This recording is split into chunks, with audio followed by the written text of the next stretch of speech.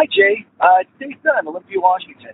I really enjoy Dan Carlin.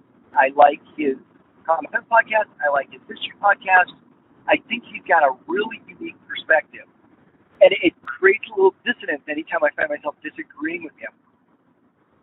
But the idea of, that you have to let these hateful things be said, otherwise, you're stooping to their level, right? And it's like, that sounds good all by itself, but in context, it doesn't make any sense.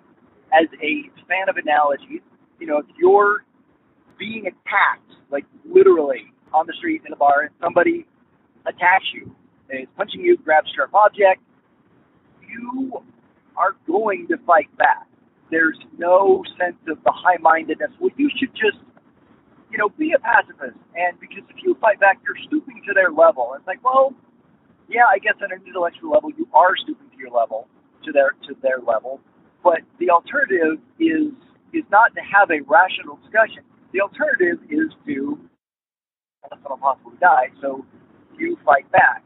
And I think that's a closer analogy to, spreading the ideas of fascism than, the analogy of 18th century, parlor where gentlemen can discuss rational ideas together, and we're all going to get together into this big intellectual group and discuss the pros and the cons and, think about these things and come up with consensus as a nation about how to deal with these things.